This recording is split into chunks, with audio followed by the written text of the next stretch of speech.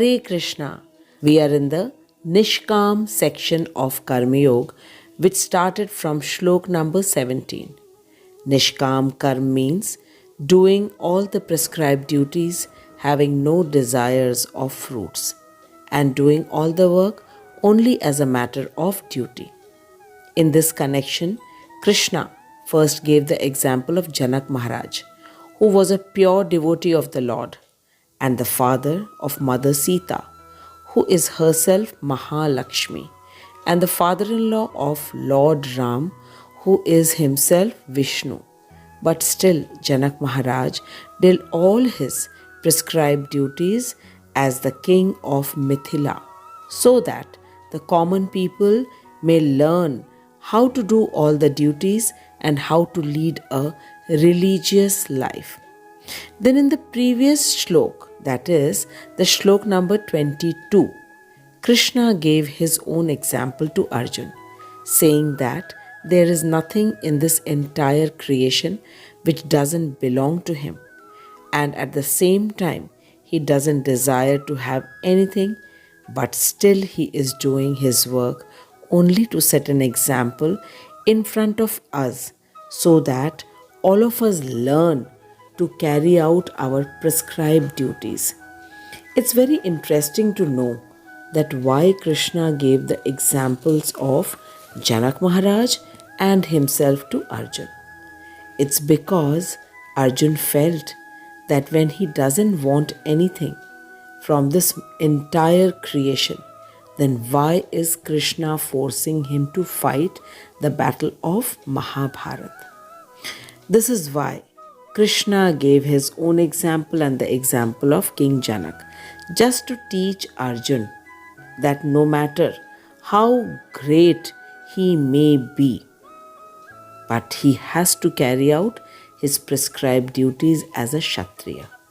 And one more very important reason is there, that whatever the great men do, that is automatically followed by the common men.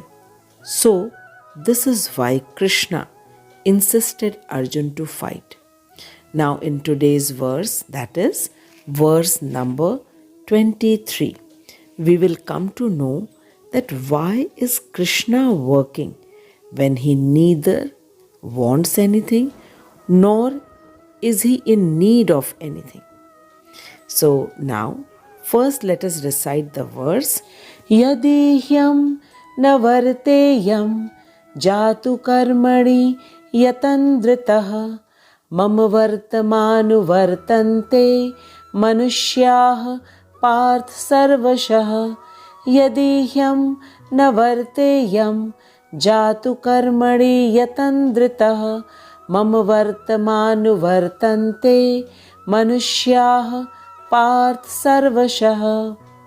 Word meanings: yadi, if; he, certainly; aham, I; na, do not; varteyam, thus engage myself; jatu, ever; karmani, in the performance of prescribed duties; atandritah, with great care; mam, my; vartama, parth; anuvartante, would follow; manushyaah, all men; parth, O son of Pritha; sarvashah, in all respects.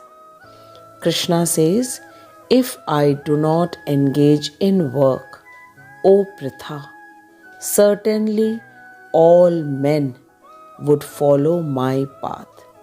Yadihyam na varteyam jatu karmani yatandritah. If I don't engage in work, then O Parth, certainly all men would follow my path.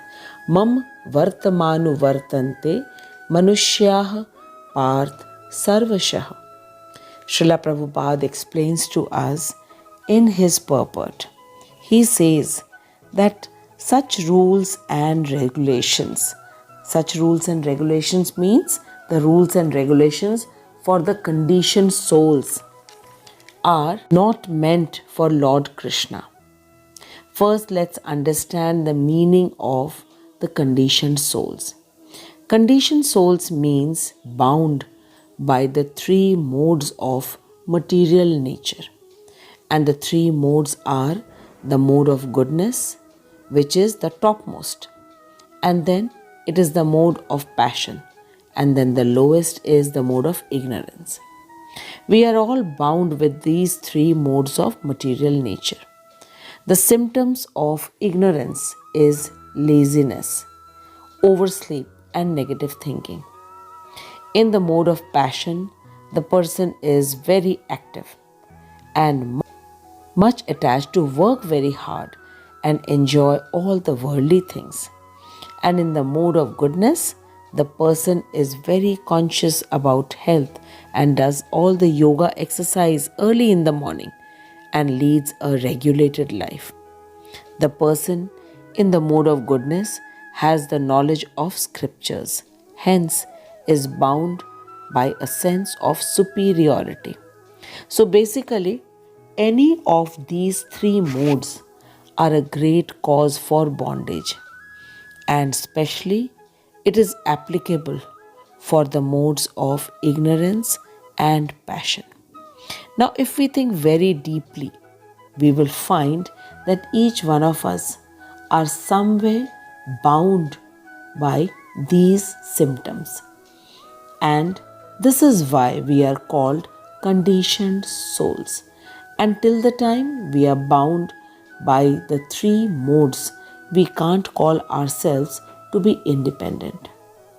And to liberate or free us from these three modes, Krishna has given us the options of Sakam Karma and Nishkam Karma. And by the gradual practice of Nishkam Karma, we can free ourselves and reach to the mode of pure goodness, where every work is done only for the happiness of Krishna and as a matter of doing one's own prescribed duty. And this gradually leads one to Krishna Bhakti. Now let's come back to the present shlok, where Krishna is telling to Arjun that if he doesn't perform his duties very carefully, then all the people will start following him because he is the greatest authority. Srila Prabhupada says that though Krishna is not bound by the three modes of material nature, but still he does all the prescribed duties. Krishna is Mayadhish, which means the controller of Maya, which is his external power. So, there is no duty actually meant for Krishna in this entire material world.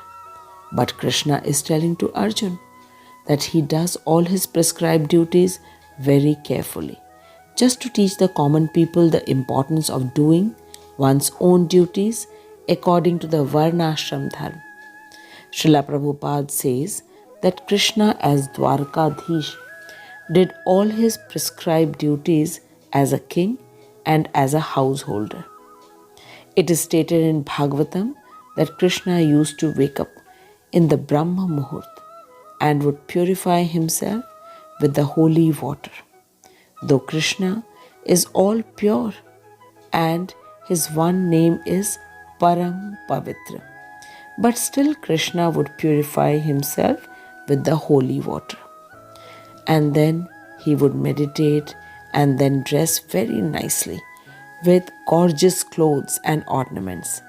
And after that, from his 16,108 palaces with his 16,108 queens, Krishna would give 13,000 beautifully decorated cows with gold and precious jewels to the Brahmanas.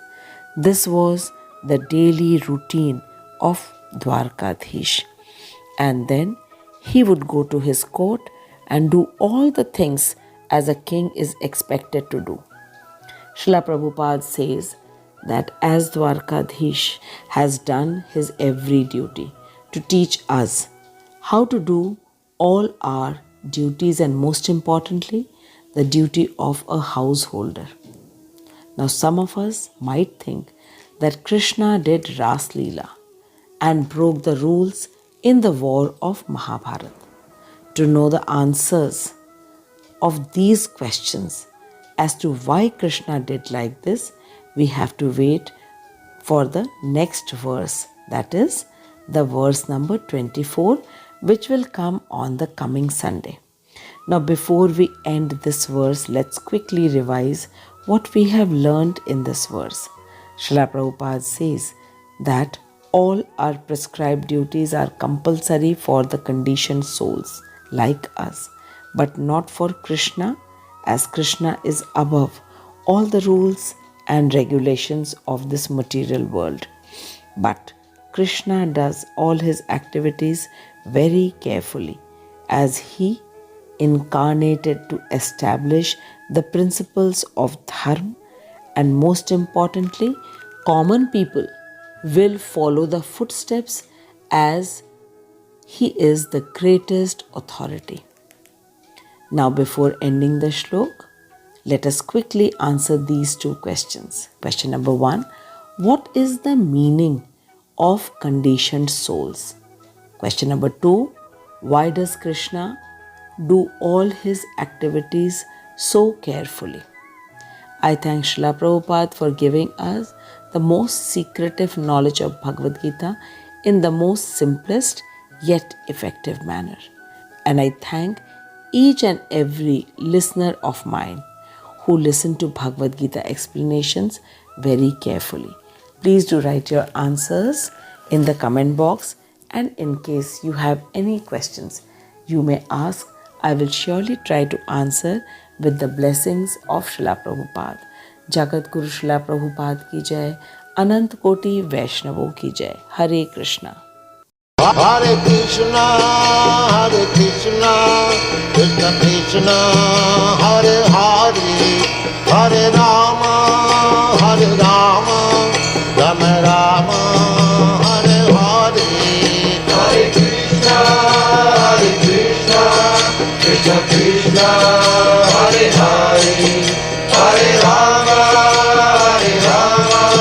Rama Rama, Hare Hare.